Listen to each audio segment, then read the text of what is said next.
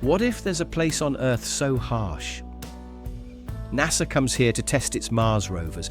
Would you believe it's Iran? Welcome to a journey that will shatter everything you thought you knew about this land. Picture this. You're standing on a rooftop in Isfahan. The sunset spills like molten silk over a city older than London, older than Paris, older than almost anywhere you can name in Europe. Before you rise domes and patterns so hypnotic, so mathematically flawless. They make you wonder, why did humanity ever stop building wonders like these? This is Iran, but not the Iran you've seen on the news. This is ancient Persia, where poetry whispers through gardens like myth made real, where engineering feats remains mysteries modern science still tries to decode. And here's the twist. Ancient builders carved homes into cliffs, and people still live inside them today. They built entire cities in deserts so unforgiving. NASA uses them to simulate missions to Mars. What do you think if one day you stood there yourself? Would you believe your eyes when the impossible becomes real before you? So, forget everything you think you know. Iran might just be the most misunderstood country on Earth, because sometimes the most beautiful stories hide in the places we're told not to look. Iran sits at what was once the crossroads of empires. To the west, the mighty Ottoman Empire. To the east, the Silk Road winding its way to China. To the north, the endless steppes of Central Asia. And to the south, the Persian Gulf and the trade routes to India. This is where civilizations once met, traded, and fought. But Iran is not a frozen museum. It's a living, breathing tapestry, ancient and modern, spiritual and secular, Eastern and Western woven together. Here, the call to prayer drifts above traffic jams. Here, ancient wisdom lives on in modern voices. What do you think if one day you stepped into this living tapestry yourself? Let's begin where most stories of modern Iran begin. In the capital, a city that holds every contradiction this country bears. Tehran sits between two worlds, the ancient and the ultra-modern, the sacred and the secular, the mountain and the plain. Over 12 million people call this sprawling valley home, a metropolis that seems to stretch endlessly toward the horizon. The Azadi Tower rises like a white flame against the Alborz Mountains. Built in 1971 to honor 2,500 years of Persian monarchy, its form echoes ancient Persian arches while reaching toward the future. After the Islamic Revolution, it was renamed the Freedom Tower, but the stone remained unchanged, a monument layered with meaning, silent yet profound in every curve. What would you see standing beneath its shadow? A relic of the past, or a promise of what's yet to come? The Mad Tower pierces the sky, one of the tallest structures in Asia, broadcasting signals across a city that never sleeps. Built to withstand the earthquakes that regularly rattle this seismically active land, it stands as a triumph of modern Iranian engineering, a 435-meter testament to building safely in one of the most earthquake-prone capitals on Earth. The Golestan Palace tells the story of Iran's encounter with modernity. Here the Qajar kings blended European chandeliers with Persian tile work. French furniture stood alongside traditional carpets. The mirror hall scatters light like a jewel box, while the marble throne silently bears witness to centuries of ceremony and change. Step into the Grand Bazaar and you enter an entirely different world. The air thick with cardamom and rosewater, the sound of copper being hammered, Persian spoken in a dozen regional accents. Merchants whose families have traded here for generations offer everything from saffron to silk, from hand-woven carpets to smartphones. What would you notice first in this living crossroads of time? Would you dare live beneath a sleeping volcano, where legends say an immortal dragon has been chained since the dawn of time? Above it all, towers Mount Damavand, Iran's highest peak, silently watching empires rise and fall. To the people of Tehran, it's more than a mountain, it's a snow-capped guardian, a reminder that some things endure beyond revolutions and centuries. On clear days, this 600-meter giant swallows the skyline, making the city's tallest towers look like grains of sand. Listen closely. Tehran speaks through every corner, each wall a layer of memory, each building a dream in contrast, a city that never chose between tradition or progress. It embraced both. From this capital of layered history, we step into Kashan, where Persian elegance reached its most refined form. Not with imperial palaces, but with historic homes built for both comfort and grace. Tabatabai, Borujerdi, masterpieces of domestic design, where true luxury isn't about size, but perfect proportion, not about outward shine, but inner warmth. What about you? Would you choose a dazzling palace or a calm, perfectly balanced home? Stay with us. The wonders ahead will leave you even more astonished. As you journey through these wonders with us, which scene speaks to you the most? Share your thoughts in the comments and hit subscribe so you won't miss the next chapter. Paradise. Could it exist on Earth?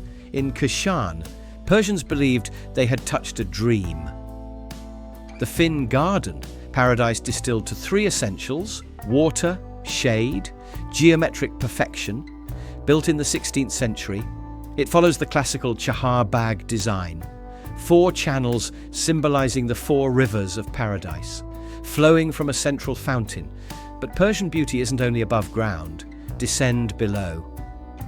And the Sultan Amir Ahmad bathhouse reveals another realm, a domed world where bathing became a ritual for body and soul. Stepped pools, quiet chambers, every drop of water a meditation on purity and renewal. These intimate spaces teach the Persian art of living, the wisdom that paradise is not where you go after death, but what you create while alive. From here, the journey carries us to a city that once called itself half the world. Isfahan, Nesfi Jahan. Isfahan is half the world, so boasted the Safavid kings.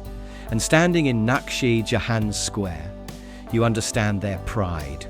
One of the largest public squares on Earth, built in the early 1600s, when London was still a muddy sprawl.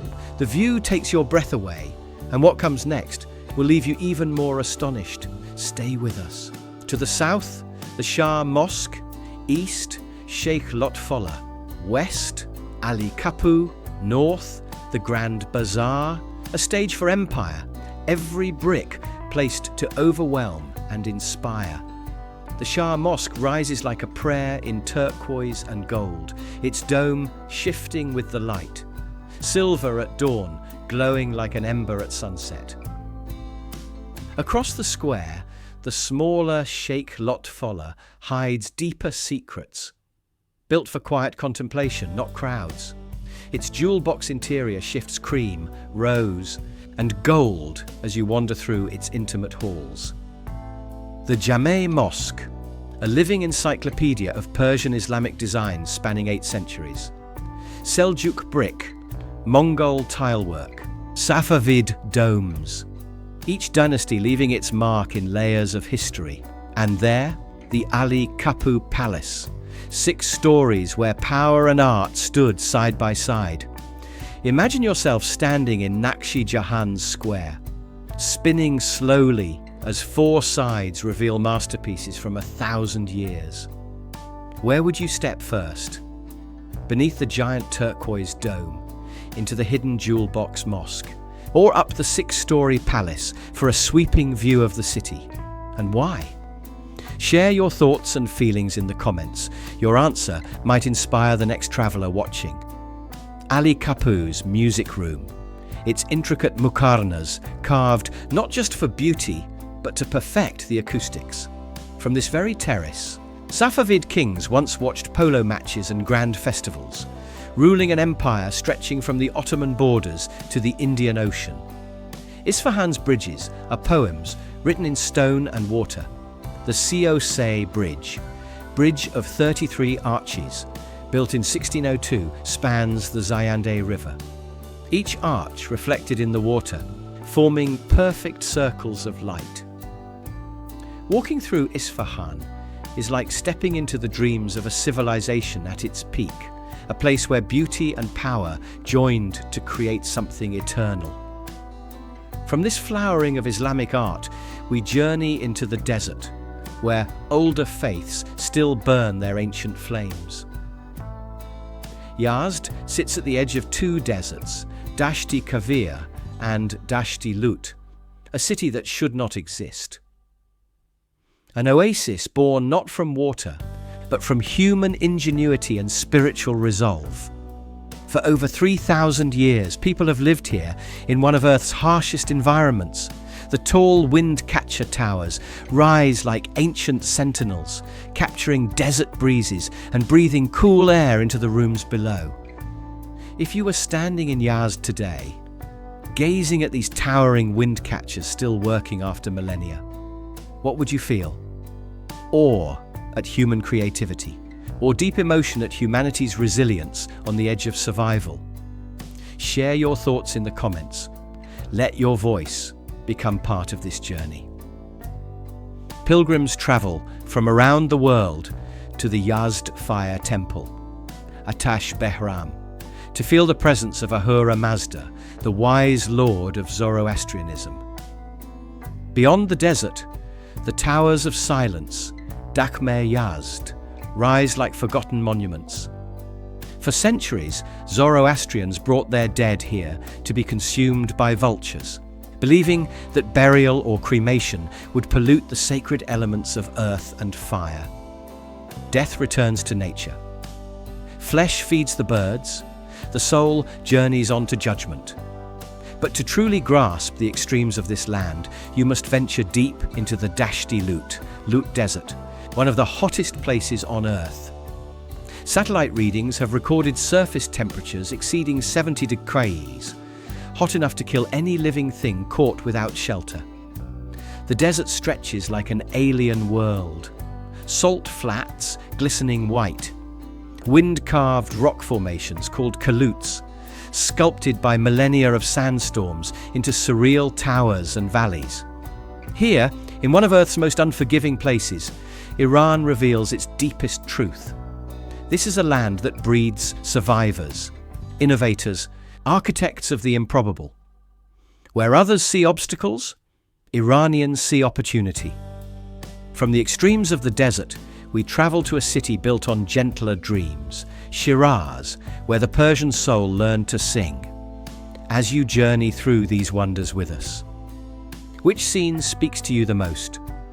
Share your thoughts in the comments and hit subscribe so you won't miss the next chapter.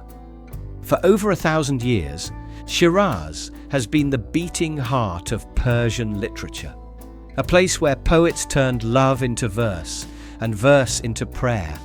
At dawn, the Nasir al-Mulk Mosque, Pink Mosque, awakens in a miracle of light. Built in the 1870s, its rose-tiled exterior only hints at the wonder inside. But nothing prepares you for the moment you step through its doors. Blue and amber, ruby and emerald, colours dancing across Persian carpets and marble columns, shifting with each passing minute as the sun climbs higher. This is not decoration, but theology made visible. The 99 names of God written in light upon the floor. Worshippers kneel as prayers rise through rainbows of colour. Standing in the prayer hall at sunrise, you witness something no photograph can capture, only experience. The moment when architecture becomes prayer, when light becomes sacred, when the material world opens a window to the divine. Beyond lies the tomb of Hafezye, set in lush gardens, where pilgrims come not only to pay respects, but to seek guidance from the immortal verses of the legendary poet. If you stood inside the Pink Mosque at sunrise, bathed in rainbows of light. What would you wish for? And what if I told you Shiraz still holds wonders that will leave the world speechless? Would you dare look away? Share your thoughts in the comments. Visitors come to the tomb of Hafizieh, open his book of poetry at random, believing whatever verse they find is an answer to their questions. Near the city centre, the Ali ibn Hamza shrine, Shah-e-Chiragh. Ali ibn Hamza glows with intricate Ayna Kari mirror work. Its 14th century interior is covered in tiny mirrors that reflect and multiply light into dazzling patterns, creating an otherworldly atmosphere within the sacred space. This mausoleum, dedicated to the nephew of Imam Hussein, is a sanctuary where light itself feels divine. Shiraz was once famed for its wine, vineyards on the surrounding hills exporting bottles across the ancient world. The Shiraz grape, now grown in Australia and South Africa, originated here. After the 1979 Islamic Revolution, wine production was banned in Iran, ending thousands of years of tradition. The vineyards remain, but grapes are now grown for other purposes.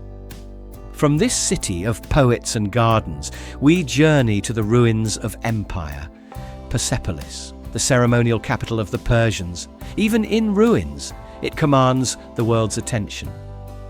Built by Darius the Great, 2,500 years ago, it was the ceremonial heart of the Achaemenid Empire. At its height, the empire stretched from Greece to India, from Egypt to Central Asia, the largest the world had ever seen. If you stood among the towering columns of Persepolis, closing your eyes to imagine the echoes of ceremonies 2,500 years ago, what would you hear? And what if I told you the wonders ahead are even more unbelievable? Would you dare look away? Standing among Persepolis's towering columns, you can almost feel 300 years of history breathing around you. The empire that once stretched from Greece to India, Egypt to Central Asia. But this journey through ancient Persia is far from over. Ahead lie wonders and stories even more incredible. From bas-reliefs that whisper of victory to dynasties that turned stone and sand into eternity. If you love journeys that touch the soul of history, hit subscribe and share in the comments which scene moved you the most. Don't forget to share this video so more travelers can join us, and stay tuned for the next chapter, where the secrets of Persia and the Silk Road will unfold before your eyes. See you in the next adventure, where history continues to live.